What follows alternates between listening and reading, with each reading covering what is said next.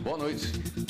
Ministra Rosa Weber, do Supremo Tribunal Federal, suspende portaria ministerial que alterava regras de fiscalização no combate ao trabalho escravo. O entendimento foi de que a portaria abre margem para a violação de princípios fundamentais previstos na Constituição Federal. A suspensão tem validade até o mérito da ação ser analisado pelo plenário do STF. O julgamento ainda não tem data marcada.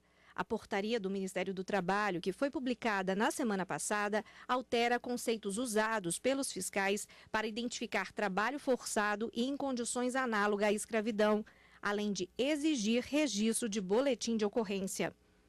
A ministra reforçou também que, abre aspas, a portaria aparentemente afasta, de forma indevida do conjunto das condutas equiparadas a trabalho realizado em condição análoga de escravo, as figuras jurídicas da submissão a trabalho forçado, da submissão à jornada exaustiva e da sujeição à condição degradante de trabalho, atenuando fortemente o alcance das políticas de repressão, de prevenção e de reparação às vítimas do trabalho em condições análogas à de escravo.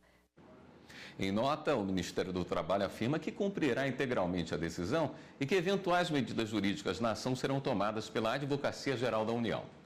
A chamada lista suja do trabalho escravo deve ser publicada. A decisão é do juiz titular da 11ª Vara do Trabalho de Brasília, Rubens Curado.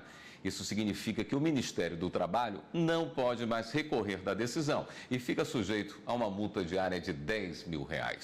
Segundo Curado, a lista é relevante para o enfrentamento do problema. Está alinhada com princípios constitucionais, como o da publicidade e transparência, e é reconhecida por organismos como a Organização das Nações Unidas. O Cadastro Nacional do Trabalho Escravo foi criado há cerca de 13 anos e não era publicado há mais de 3. A nova lista suja do trabalho escravo apresenta 131 estabelecimentos onde foram encontradas pessoas submetidas a condições semelhantes às de escravidão. Na semana passada, o Ministério Público Federal e o Ministério Público do Trabalho recomendaram ao ministro do Trabalho, Ronaldo Nogueira, a revogação imediata das novas regras do governo para o combate ao trabalho escravo. Mais de 20 marcas de ferro quente pelo corpo, feitas pelo patrão e mais 2 capangas. Marcas do trabalho escravo. 131 estabelecimentos em todo o país fazem parte da lista suja do trabalho escravo. São empresas e empreendedores flagrados com trabalhadores em situação igual à escravidão.